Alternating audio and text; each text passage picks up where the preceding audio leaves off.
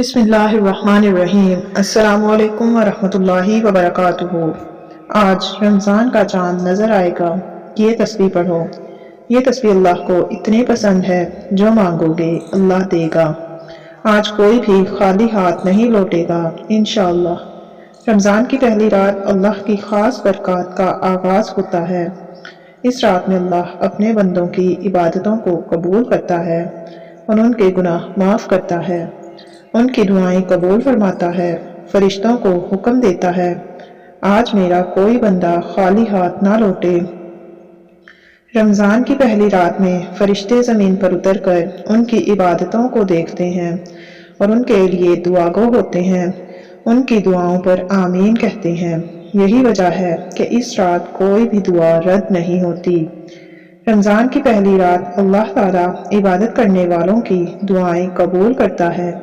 رسول اللہ صلی اللہ علیہ وآلہ وسلم کا ارشاد ہے کہ رمضان کی جب پہلی رات ہوتی ہے تو شیاطین کو بند کر دیا جاتا ہے اور مضبوط باندھ دیا جاتا ہے، اور سرکش جنوں کو بھی بند کر دیا جاتا ہے، اور دوزخ کے دروازے بند کر دیے جاتے ہیں، اس کا کوئی بھی دروازہ نہیں کھولا جاتا، اور بہشت کے دروازے کھول دیے جاتے ہیں اور اس کا کوئی بھی دروازہ بند نہیں کیا جاتا، اور ایک آواز دینے والا آواز دیتا ہے، اے نیکی کے طالب آگے بڑھ کر، نیکی کا وقت ہے، اور اے بدی کے چاہنے والے بدی سے رک جا اور اپنے نفس کو گناہوں سے باز رکھ، کیونکہ یہ وقت گناہوں سے توبہ کرنے کا اور ان کو چھوڑنے کا ہے، اور خدا تعالیٰ کے لیے ہے، اور بہت سے بندوں کو اللہ تعالیٰ معاف فرماتے ہیں۔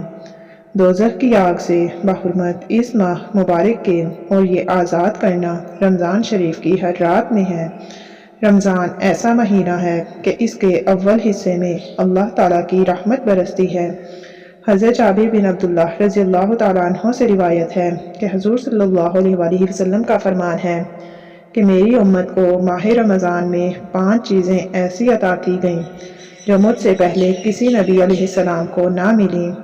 پہلی یہ کہ جب رمضان المبارک کی پہلی رات ہوتی ہے تو اللہ تعالیٰ ان کی طرف رحمت کی نظر فرماتا ہے، اور جس کی طرف اللہ تعالیٰ نظر رحمت فرمائے اسے کبھی بھی عذاب نہ دے گا۔ دوسری یہ کہ شام کے وقت ان کے منہ کی بو جو بھوک کی وجہ سے ہوتی ہے اللہ تعالیٰ کے نزدیک مشک کی خوشبو سے بھی بہتر ہے۔ تیسرے یہ کہ فرشتے ہر رات اور ہر دن ان کے لیے مغفرت کی دعائیں کرتے ہیں۔ چوتھی، اللہ تعالیٰ جنت کو حکم دیتے ہوئے ارشاد فرماتا ہے، میرے نیک بندوں کے لیے مزین ہو جا، عنقریب وہ دنیا کی مشقت سے میرے گھر اور کرم میں رحمت پائیں گے۔ پانچویں یہ کہ جب ماہ رمضان المبارک کی آخری رات ہوتی ہے تو اللہ تعالیٰ سب کی مغفرت فرما دیتا ہے۔ تو آج چاند دیکھ کر جو یہ تسبیح پڑھے گا، پھر اللہ سے جو مانگے گا اللہ دے گا۔ ناظرین کرام، آج رحمتوں والی رات ہے، تو آپ لوگوں نے 100 بار یہ تسبیح پڑھنی ہے، رب اغفر وارحم وانت خیر الراحمین، اے میرے رب مجھے بخش دے۔